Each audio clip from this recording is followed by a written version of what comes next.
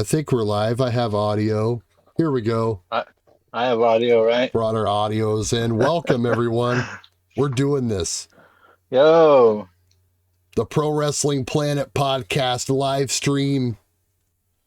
Vito and the brand are here. Vito, what is up, my man? Yo. It's just us here Wednesday night. Yeah. You're supposed to do and the you know line. what that means. There you go.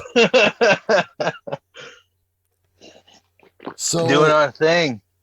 Here we are. Vito TV / Pro Wrestling Planet. Right now we're live on the Pro Wrestling Planet YouTube channel for the first time ever doing something That's like awesome. this. So this is crazy. Groundbreaking. Tomorrow it'll be up on Vito TV. Right, yes. It will not be saved on this channel here. If you want to watch it back, you'll have to go subscribe to Vito on Vito TV. That's kind of the way it works. But hey, we're doing stuff here. It is, like you said, it is Wednesday night, and you know what that means. we are reviewing AEW Dynamite for the night. I don't get this show till 8 o'clock. Vito gets it before I do.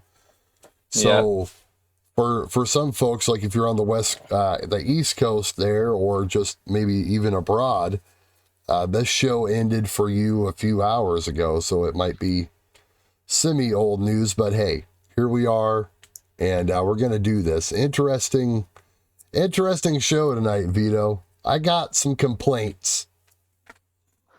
Oh, man. I've got some peanut gallery complaints, but let's just go ahead and jump into it. Okay, well, the like AEW does, they start off with a bang, action right away, no wasting time. Right into this battle royal. Right into it for the interim world champion. This casino battle royal, I forgot the rules, and they didn't really explain them right off the bat. Like, I was confused at the 5 guys starting the match, and then they sent out the next guys, and I was like, wait a minute, what's going on? And I'm like, oh yeah, that's right. They're like card suits or whatever. Yeah. And this is the casino battle royal. Yeah. No, I was like, oh, okay, now I remember this. I gotcha. So I found it weird that there was 3 guys already in the ring, and then Darby got his entrance, and then Eddie Kingston got his. All right, wasn't that kind of weird? Well, they were the guys that mattered, I guess. Yeah. So Tony Nese, Daniel Garcia, and Lance Archer were the first 3 guys in the ring. Then Darby gets his, and Eddie Kingston gets his. I'm glad you wrote down all the dudes, at least for the most part, because I was just like, the show had just started, and I'm like, yeah, but I really am not prepared to write all this down, but I got it all. Darby came in, and I have a couple of grinded gears too, actually. And it's about this battle royal. The battle royal to me was fine, but go ahead, Vito. So my main problem, Bran, the rules of the battle royal are you have to get knocked over the top rope. Now, remind me, it was only in our lifetime, within the last 10 to 15 years, that people started actually going out of the battle royal, like through the middle rope or under the bottom rope. And coming back in, yes. Yeah, after Kingston went out, there was a point at the beginning of the battle royal where there was nobody in the ring. Right? Darby there was nobody. Does the thing, like within the first 2 minutes, and it's like, wait a minute, guys, come on. At least try to stay in the ring. Yeah, I thought Darby had got eliminated at some point because he did the coffin drop. Right. Yeah. I was like, what is going on here? Yeah. Something that'll upset the purists, for sure. Yeah, that was a problem that I had. Not saying that I'm a purist, but that is going to be a huge problem that's going to be talked about. Right. But One thing I did get out of that part right there is I'd like to see Darby and Kingston in a good 20-minute banger. I'd like to see that. That would be nice. You know, I was thinking about Keith Lee Murder Hawk.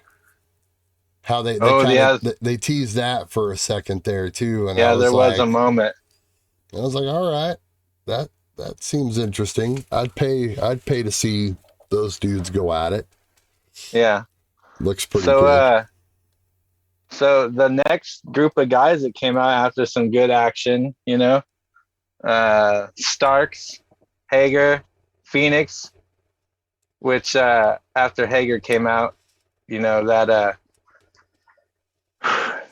put him and Daniel Garcia having the numbers. So they're like, oh, the numbers. But then both Swerve and Keith Lee came out together. Right, yeah. So I was like, what? Okay. They didn't even pretend that it was random, I guess, this time around. Nope. I don't know. Nope, because even later it gets even worse. Yeah, right. Way worse. So yeah, the Jazz had the numbers for 2 minutes, and then Keith Lee and Swerve came out. Swerve in their glory came out together. Yeah, so I got ahead of myself a little bit there, yes. But then we get the Keith Lee Murder Hawk standoff there, somewhere in there. Yeah. Yeah, because shortly after that, I didn't even write down like moves or anything. There was just so much going on in the Battle Royal. There's really no point in writing it all down for about, you know what I mean? It's a Battle Royal. I did write down entrances and exits. The guys are doing stuff. They're punching and kicking and spotting. You know, yeah. I mean, there's a few more spots nowadays, but yeah. The next thing that happens is Keith Lee, in all his glory, throws out Nice. And then in that little showdown you were just talking about, he then throws out Archer just like a couple seconds after he throws out Tony Nese. Which I can see Keith Lee and Archer putting on a nice big man rumble. That's what I want to see, baby. Let's go. Yeah. LFG on that one. Yeah. But take us through this. Who was the next group in? We had John Silver and your guy, right? Takeshita. Not your guy. Takeshita. Then we had the Scissor Crew. All three of them. See? Platinum Max Caster and the Ass Boys. Colton and the other one. Austin. Do.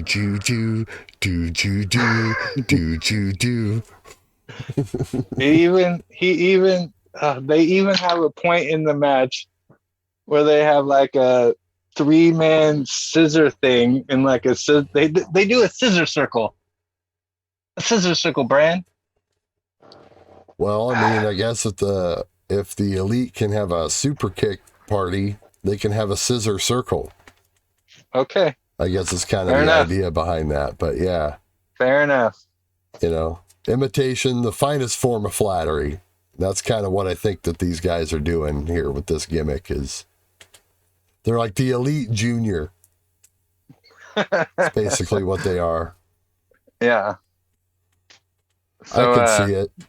But no, then we get somewhere in here, we get the Swerve Keith Lee thing, right? Now, this happened after everyone gets in. This is beforehand, right? This is before we get the Joker and all that stuff. Yeah. Well, first we get the next group, so no one goes out next.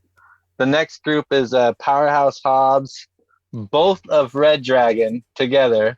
Same entrance. They just run out together all gung-ho. See, we're not even trying at this point. And then we get Dante Martin and the returning Wheeler Yuta. See, back Ring from of Honor Pure Champion. Back from the Japan Best of the Super Juniors. Yes, Super Juniors. So I jumped ahead of myself. This is when I thought Darby eliminated himself because he did some coffin drop off the top rope to the outside. Yeah, okay, and I did not see. He leaves again for the second time. I did not see how he got up there. Brandon stepped away from. Look at that sweet sweater back there. It's live. We're live, pal. I had to grab my drinks. I know. I was just telling the people how sweet that sweater is back there. Too sweet. Too sweet. So I did not see how Darby got up the top rope. I'm gonna have to go back and see how he does that. But so then after that's the scissor spot, and then Max Caster is eliminated by Phoenix. Yeah, right. Like they just changed the pronunciations all of a sudden. You know what I mean? It's the same thing with Mustafa Ali. Mustafa. Mustafa. Gotta say it fast. Now we get Phoenix instead of Ray Phoenix. We gotta pronounce it like the Spanish do. Why correct us after all this time, though? But whatever. It's neither here nor there. So then we have Phoenix and Lee throw out the Ass Boys, and it was pretty cool because Phoenix does like this kick where I think he kicks them both or something like that, and Keith Lee, they're like lethargic on the ropes, and Keith Lee does like a double clothesline or a double like face push or something, and they both go over the top. It's like a little tandem thing. But then right after that, old Swervey tosses him right over the top. So already teasing the dissension there between those guys. I was trying to get a look of Keith Lee, trying to see am I pissed off or am I giving you the nod? You know what I mean? Mm-hmm. But I couldn't see it. The camera really wasn't focusing on it. So I don't know if we have to be worried about it or not, but it seemed like they showed him pissed after he was eliminated, but I don't know. Yeah, that's just we'll find out connected. More. Is Rampage live this Friday or is it taped? They are starting to do some live ones now, I think. So this week might be live. I know they did last week's live. I'm pretty sure because it was in a different arena. So now, after the Swerve toss out Lee, now is when I get kind of a letdown. Because now it's Joker time. The Joker card. The all-important Joker card. I could have thrown... Will it be the Riddle box? Will it be the Great Malenko?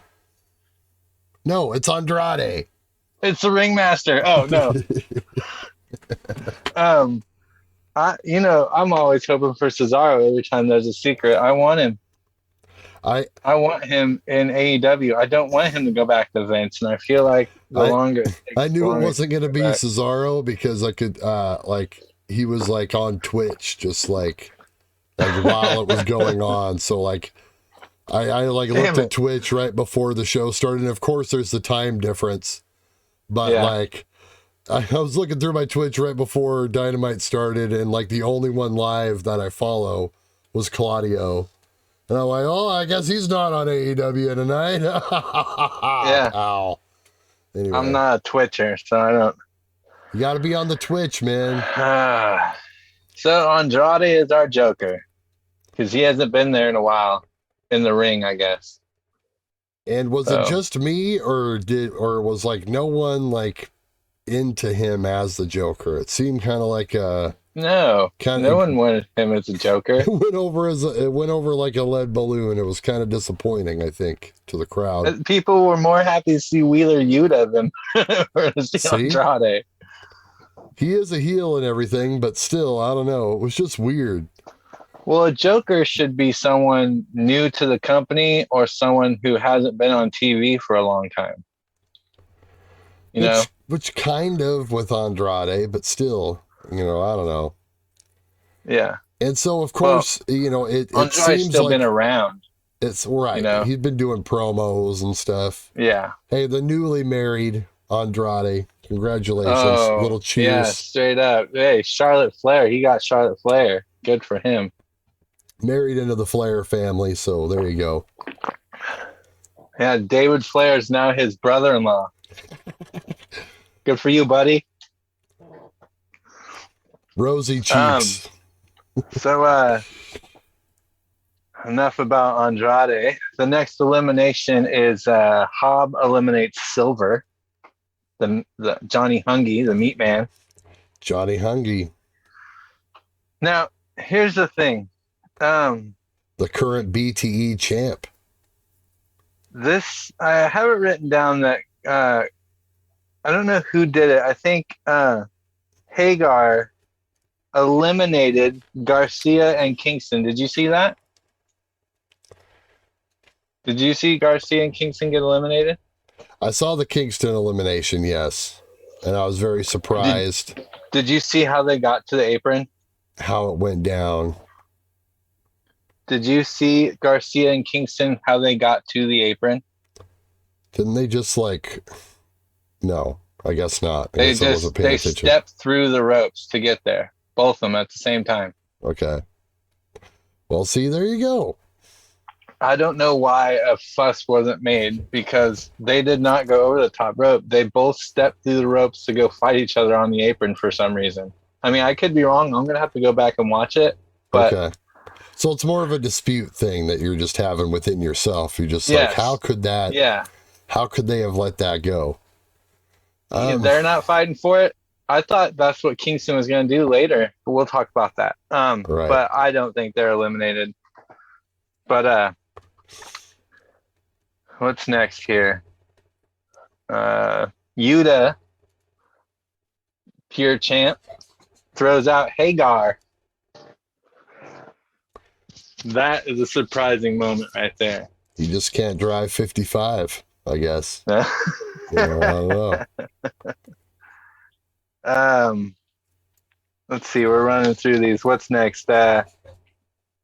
Team Taz, Starks and Hobbs. See, Hobbs has just got done doing Silver. Now they're working together to take out what's your guy? Say his name. What's Takeshna? Take Shita. Take Shita. So right. Team Taz takes out Take Shita and Dante Martin. They've been flirting with the Dante Martin thing, but yeah, I wasn't surprised to see him get tossed out when he did. With that, I would rather anyone but Team Taz take him out.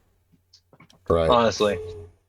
Because when it comes to telling stories in battle royals, it's not necessary to rehash old stuff. Right. I really hope they don't say something about, we threw you out, Dante, because I don't need that in my life. It's kind of weak. Yeah. Phoenix kicks out Starks, boots him right out of there. Then we got something interesting that I thought was cool. Swerve protected Darby from, I didn't write down who it was, but from Andrade and I think Kyle O'Reilly. Right, but then he ends up throwing him out anyway. Yeah, eventually, but they do some cool teamwork until then. He's the one that he didn't throw him out, but he dodged his move or whatever, and it basically threw him out. But yeah. They have I thought it was cool. They have that Defy history. Yeah. So I thought it was cool that he protected them, and then they end up working together. Shout out Defy Wrestling, Pacific Northwest. Oh, yeah, Pacific Northwest. Boom. Where we at? Bam, bam. So Darby threw out Fish. Swerve then took out Darby, like you just said. And then Andrade took out Swerve. And they had a little thing a while back.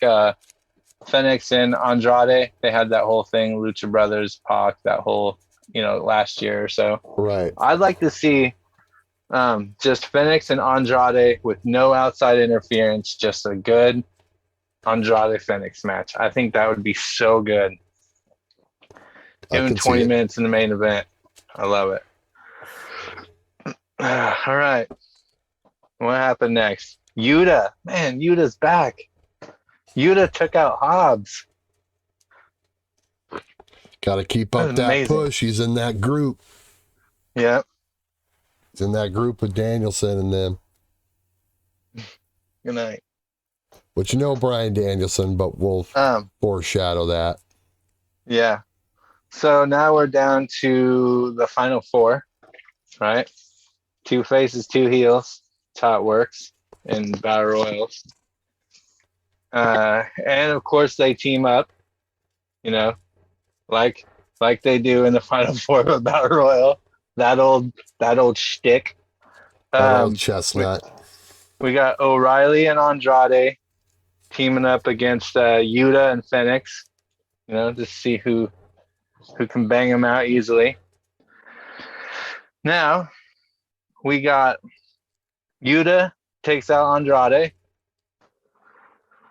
But first, Andrade takes out Phoenix. And then at the end, O'Reilly takes out Yuta. O'Reilly's your winner. Kyle O'Reilly, man. Like how I played that out? You know, I swear they did this just to troll me. You know, I said a couple weeks ago about how, you know, I wasn't sold on O'Reilly being in the main event. And like, here we go with this. Yep, they got you. It's just one of those things. I was surprised Andrade didn't win. Andrade Mox would have been great. You know, Kyle O'Reilly is fine. And I'm not gonna, you know, not going to get off on too big of a tangent here, but, you know, he's like, as far as work rate goes, you can argue he's right there with the tops of the top, right? So you can't argue with that. But my issue is that there's just, I want to see another dimension on this guy.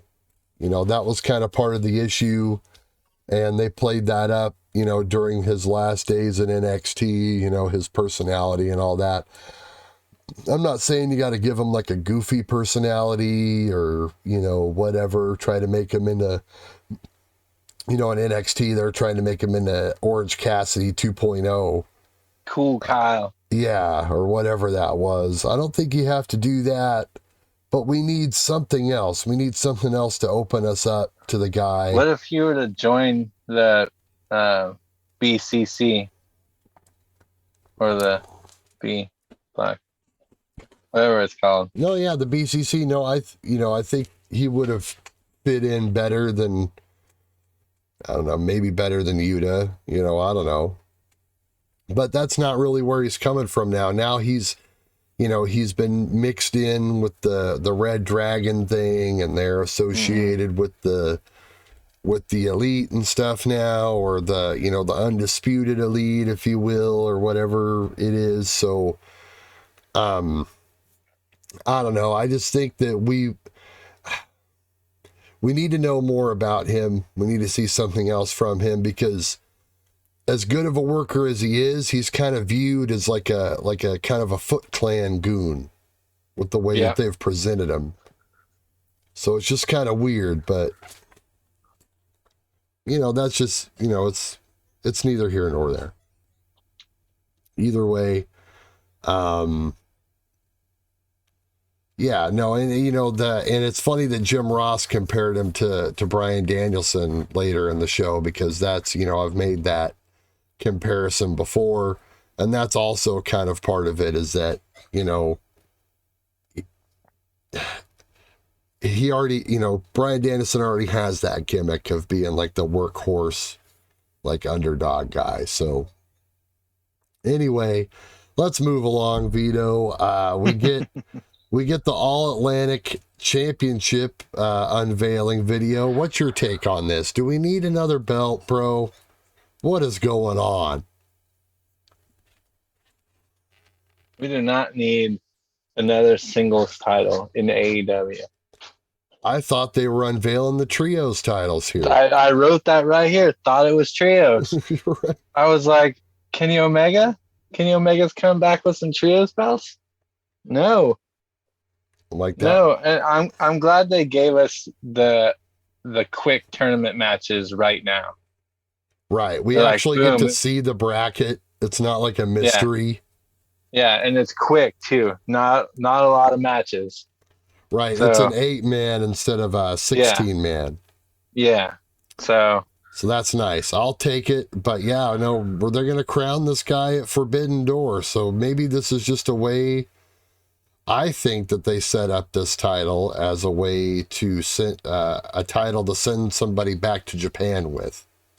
Would you agree with yeah. that? That's kind of what this is set I up was for. thinking You that notice kind they of. have the one match that's the NJPW match in Yeah, the bottom right corner. We don't even know who's going to be in that yet. yeah, yeah. I was thinking that this belt is going to be something that it could be. Foreigners are going to be having it a lot. You're not going to see it a lot on AEW because they're going to be probably defending it on New Japan Strong. Right. They'll defend it elsewhere, Yeah, take it other places. You know, I just thought of that as we were talking it through just now. But yeah, that makes all the sense in the world. yeah. Absolutely. And you know what that does? That gets AEW's name out there. If you're seeing the Exactly. AEW All Atlantic Championship being defended on New Japan Strong between Tanahashi and let's just say Goto. We skipped that part, but let's just say Tanahashi and Goto for the All Atlantic Yeah. Championship. But Could happen. yeah, that's what it does. It gets AEW's name out there. So I don't know. I'm looking forward to see where it goes. Give me those damn trios belts, though. And they could even pass it around to other promotions too, possibly. I mean, Yeah, the sky's the limit. maybe we'll see it down AAA. See, yeah, that's the second thing I was thinking as well. We then get Buddy Matthews versus Pac. The first match of the All Atlantic The Championship first match tournament. of the tournament. Now, I noticed that they introduced Pac as the Bastard Pac. The bastard. Have they always done this, or is Yes. this a new thing?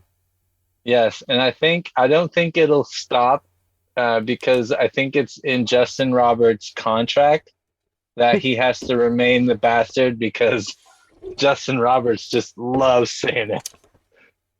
You can hear it. It's like he gets a little tear in his eye when he says it. The bastard. It's funny. I don't know. I was just thinking that it was very TNA-rific. You know what I mean? Yeah, no, he's been the bastard since he got here. I never noticed until tonight. Yeah. Isn't that weird? Yeah, no, Maybe I have. it's kind of but weird. Yeah, no, Justin Roberts says it the same every time. He sounds like a Maybe it was little just kid in a candy shop when he says it. maybe it was just the way Excalibur emphasized it tonight. Oh yeah, This is a good match. Pac ends up winning. They have a standoff with the House of Black and Death Triangle. So that's that's going to be the cornerstone of the trios division once they do get it up and running. You have to think. Along I have with quick the elite. notes on this.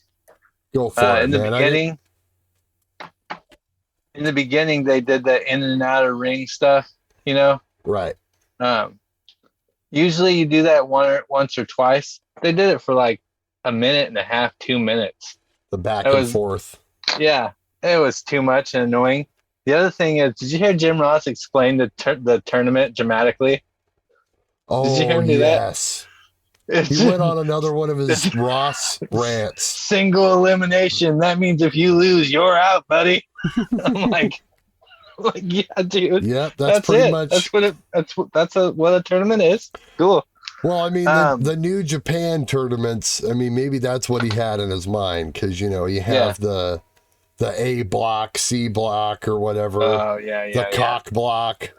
And no one wants the cock block. No, I'm sorry. I was thinking back to high school. No, there for a second. Cock block. But the finish was interesting. First of all, one of my favorite moves is the Poison Rana, and that was a beautiful Poison Rana. The boot in the corner from the Poison Rana, when it took him all the way back, the boot in the corner looked like it missed. Looks great, but always makes my stomach drop when I see it, that Poison Rana. Yes. Did you catch the boot in the corner right before the Black Arrow? It was a phantom boot. Yeah. It looked like it went off like a foot. Um, yeah. So then the Black Arrow looked amazing, like it always does. But the boot, not good. Well, So I got dry mouth really bad. So me I'm too, drinking a bro. lot. I'm stacked up on the drinks tonight. Yeah, so Pac advances. Then we get Eddie Kingston in the back. He threatens, Jericho and whoever, Garcia. Everybody. Yeah, just basically the whole jazz. He does the stop counting me down line that MJF used last week, and that they both ripped off from Stone Cold in '96. So take that for what it's worth. But then they go to break. Then we get Trent in the ring. He calls out FTR, says him and Romero want a rematch. Oh, dude, it's best friends day. Right? And there was no best That's friends. so sad, dude. What's up with that? I almost cried a tear for Trent Beretta. Anyway, go ahead. Well, FTR come out. They agree. They say it's not their fault. It was Will Ospreay's bitch boys. Okay, now there's a problem. Right? I found out tonight you're not supposed to say Will Ospreay's name on TV. I found that out tonight.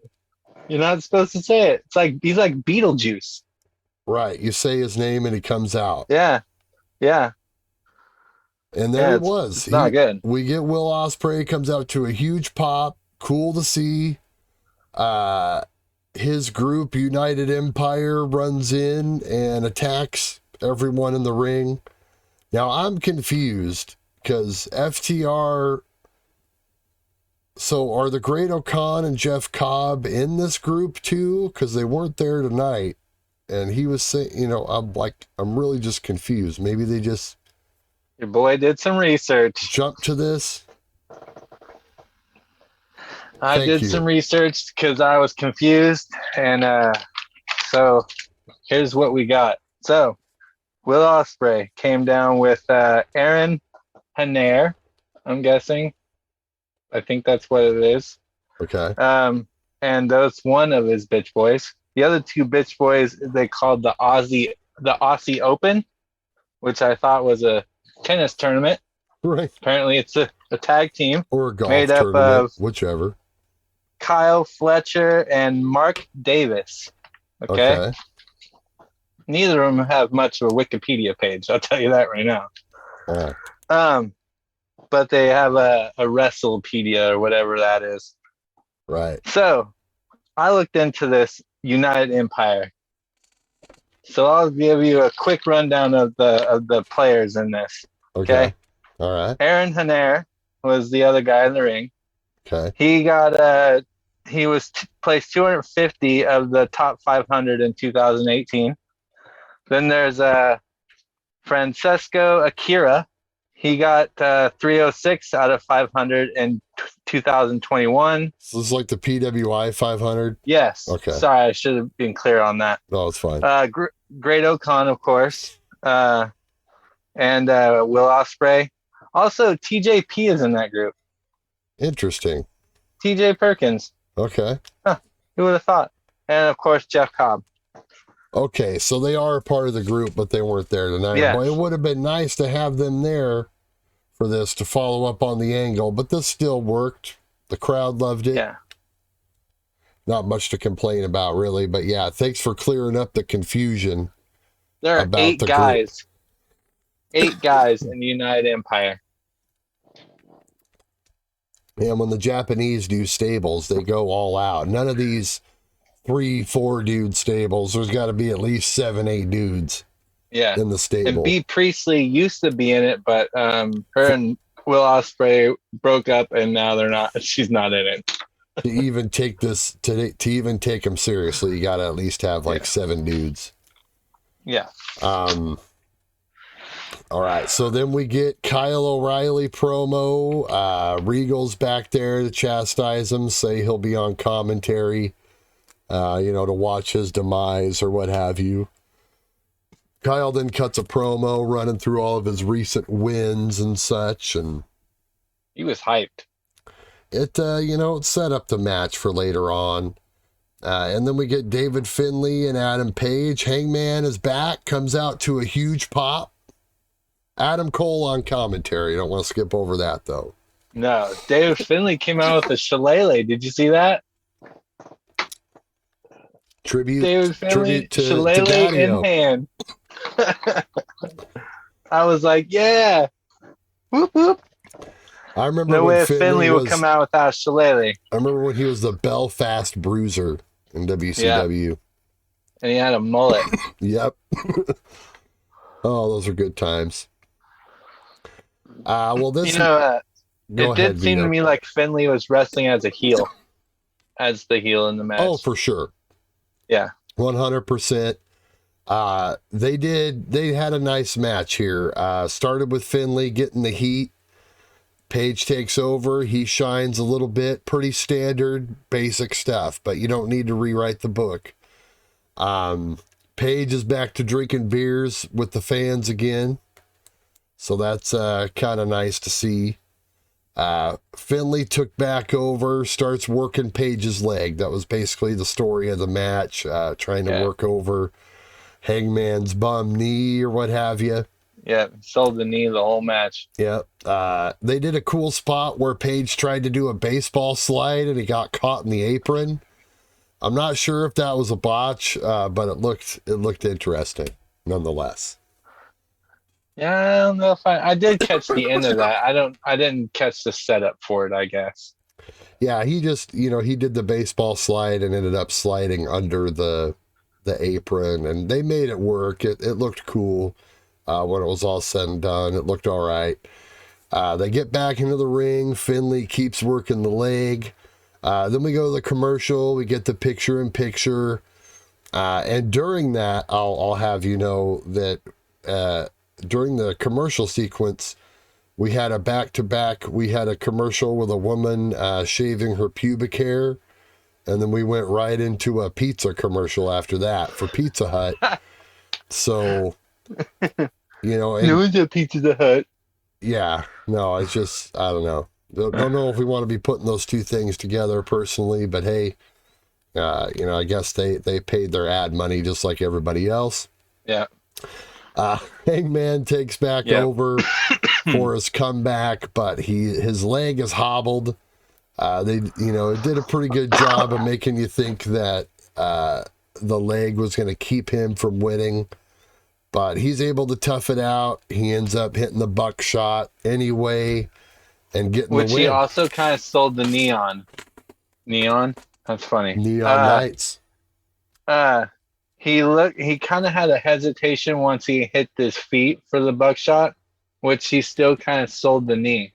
Which he was selling the knee well the whole match. Absolutely. Those little things that make you a great wrestler. And Hangman Adam Page is a great wrestler. I asked myself at this point why Adam Cole was even on commentary, and then we figure it out, of course, as we get here, but I was also left confused by this, Vito. See if you can straighten this out for me. Page gets on the mic, he challenges Okada, Cole interrupts and says, hey, don't get ahead of yourself, Jay White may be the champion. And that part I did understand. But then from there, I really don't know. I just kind of went off a thing. He said AEW is all about Adam Cole. And I don't know. It was just kind of like, I don't really know what he was trying to get across here before the... Yeah. I don't know. He said something like, you're not even a champion anymore or something. It was weird.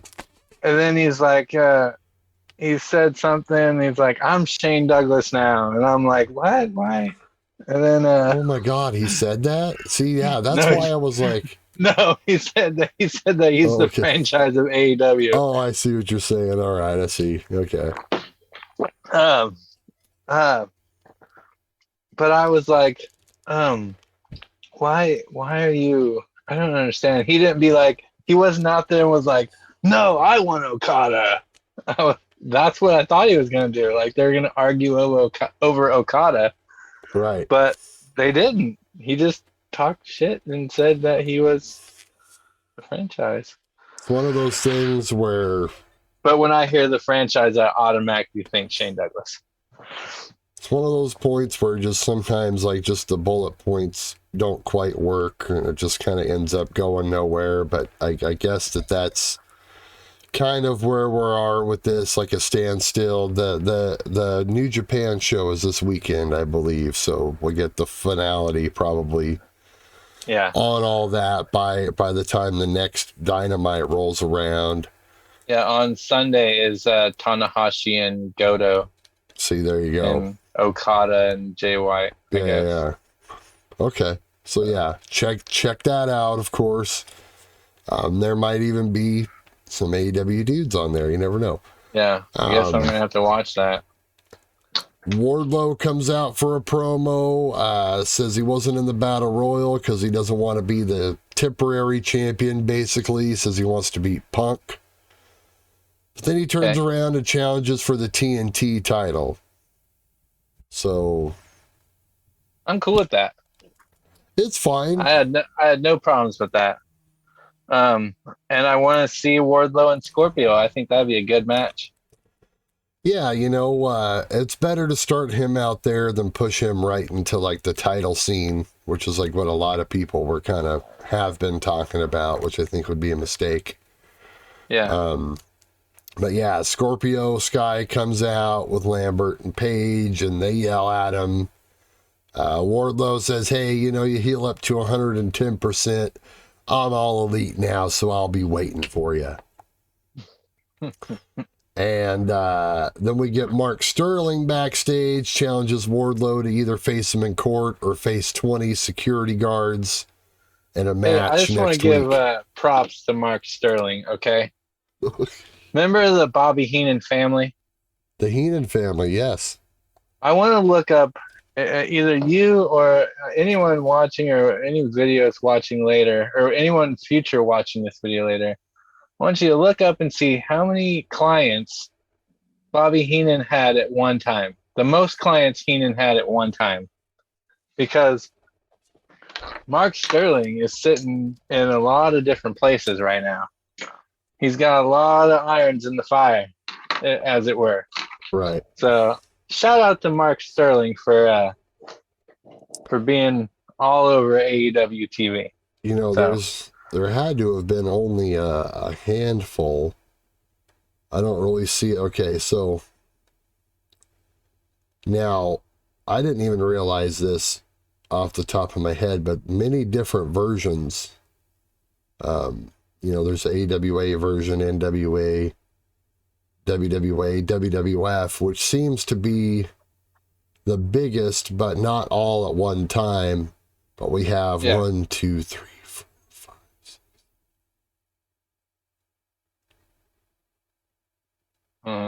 Over 20 guys. But of course, how many these at the same time?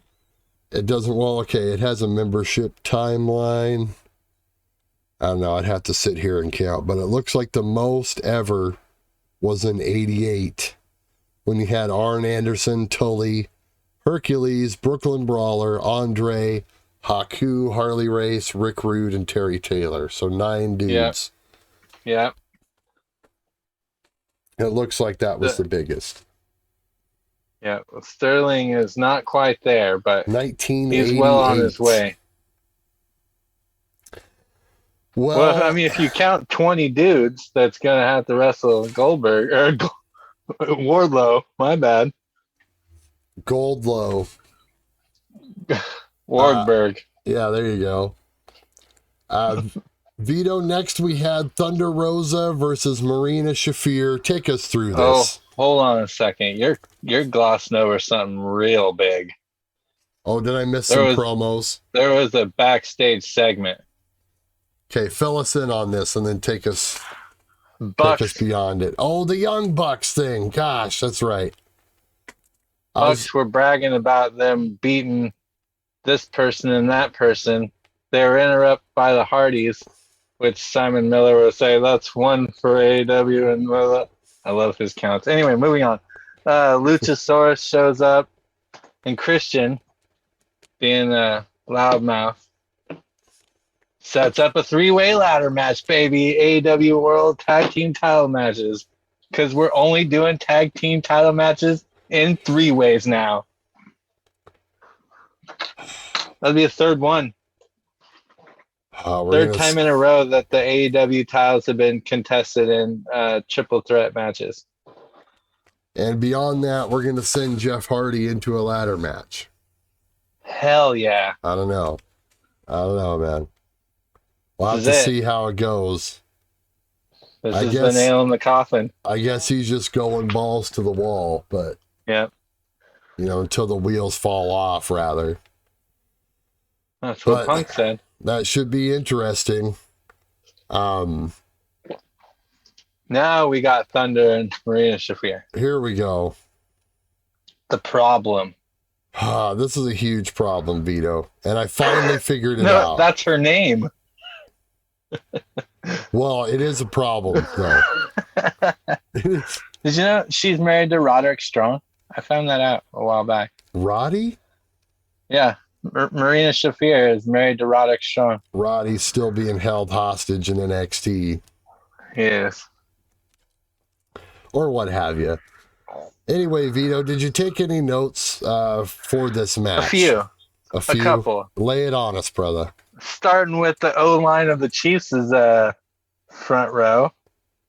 We got to have those complimentary offensive line tickets in every football city we go to. It starts out with a lot of reversals, which you're going to see. Then they just kind of kick the shit out of each other. I did notice that Marina spent the whole entire match fixing her top. She just same way every couple minutes. Mox had to keep pulling up his pants in the main event too, but we'll get to that. Oh man. It ended kind of lackluster. The match was just kind of mediocre, I guess. Here's the problem, Vito. I'm gonna sum it up for you right now, all right? Thunder Rosa, okay, I never really bought that Shafir was going to win this match, and I'll tell you why. I finally figured it out, dude. Thunder Rosa is like, she cannot sell. She sells nothing. She literally she no-sold like all of Shafir's offense. I never bought that she was in like actual trouble in this match at all. Case in point, and then beyond that, right? After the match ends, Shafir attacks her, right? Puts her in this like submission thing. It's a good submission. Right, but Thunder Rosa can't even sell that. She's just like laying there dead, which that's kind of what you do on some chokes or whatever, but I want to see some sort of movement. It wasn't a choke, was it? It was like a weird kind of choke type thing. I don't really know what it was exactly. I thought it was almost like an armbar leg thing. I may not remember right. But there was some pressure on the head, too. It was like an inverted, I don't know. Go back and watch you're it. Right. But Thunder Rosa, she doesn't sell that, all right? And then after Tony Storm comes in and makes the save, we can't just let Tony Storm make the save and then have a standoff. Thunder Rosa's got to get up straight up from the submission that she was just in, completely no-sell it, and then she hits a move on Shafir. Yeah, it puts her in her submission. Right. Oh no, she has hit the move. She hits the move, and then they have and then her and Tony Storm have like a standoff. You could have done that without her hitting that move, without making Shafir look like ridiculous. That match was for me. Thunder Rosa, I don't know what the deal is. Like, I don't think she forgot how to sell. I swore I've seen her sell in matches before. But it's have like you heard tonight, the online rumors? She had no interest in selling tonight, Vito. None. Have you heard the online rumors about her? I have not. Apparently not on MJF's level, but apparently she's unhappy with the way way she's being presented. her creative, I guess, and it all stems from her after Double or Nothing. She was not on that Dynamite or that Rampage, not even a backstage segment. And the internet picked up on that, and I guess she had something to say about that too. I read that she went home because she was sick. Like her and her friends were sick, apparently, is what I read. I don't know if I read that or if I heard Dave say that on the Observer. Can't really tell you which that was. But I don't speculate. I just say certain things that I hear, but I haven't really noticed that she doesn't sell. But that match was flat. It was very flat. Go back and watch this and she does not sell. She did not sell anything. Maybe it was because they were hurrying. But, like, you got to give these moves some time to sink in. She's back up and doing stuff, and that's one thing I will not tolerate in my wrestling, Vito. You can do a spot fest all you want. That kind of stuff doesn't get me upset. But at some point, make it look real. At some point, we got to sell the moves, I think. Hey, it's still real to us, right? Well, anyway, rant over on that. We go to a backstage segment. Jade and company.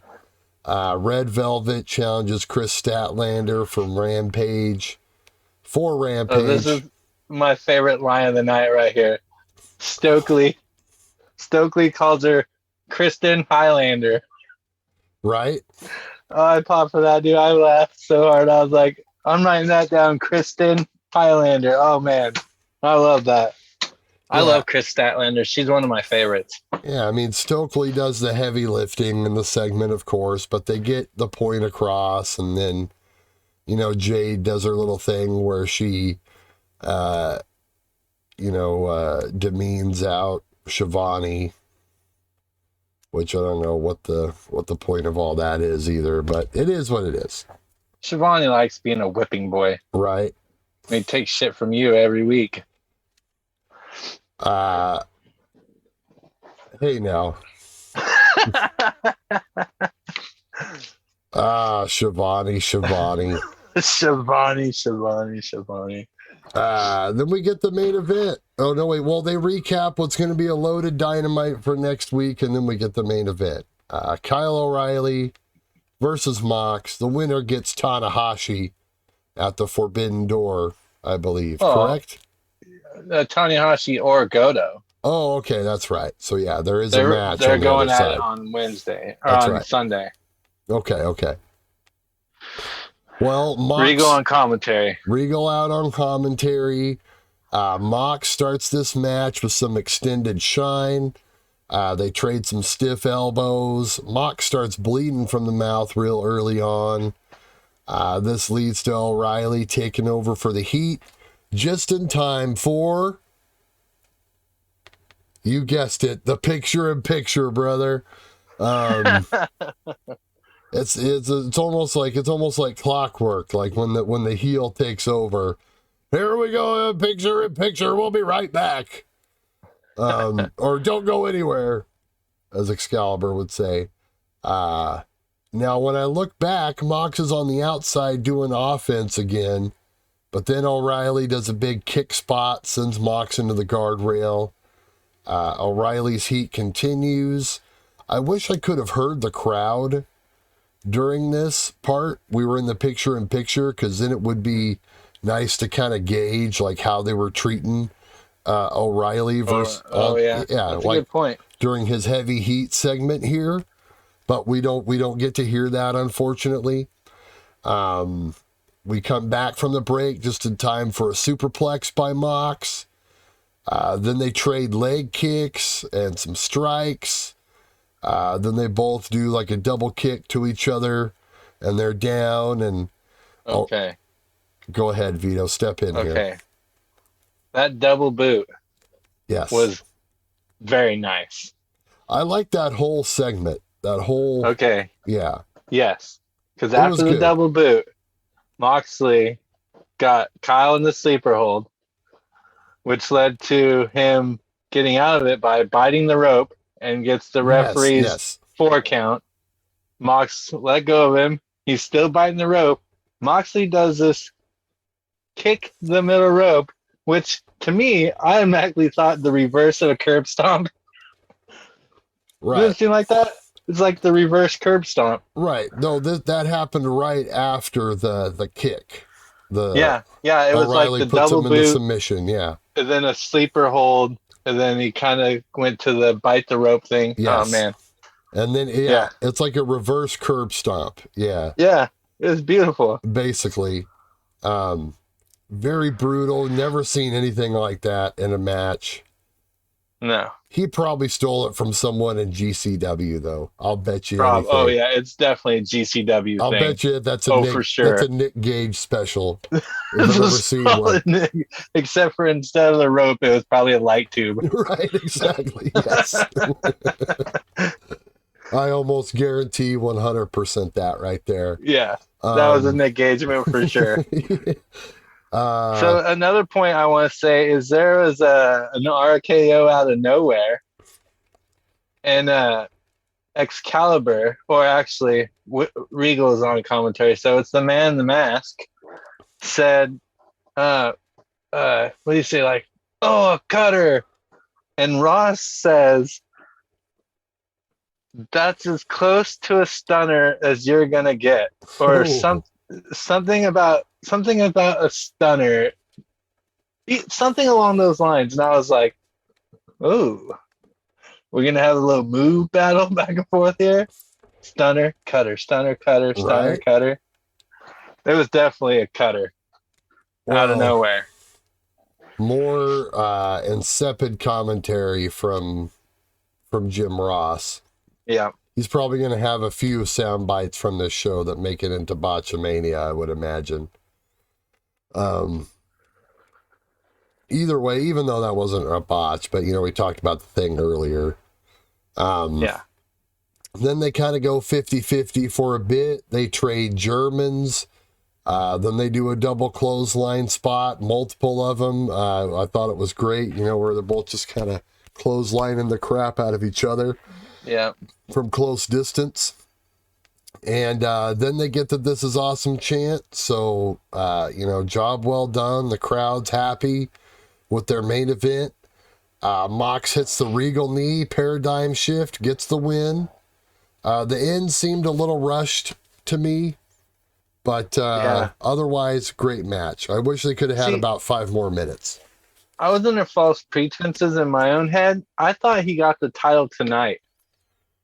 Yeah, but apparently he doesn't get the title until Forbidden Door.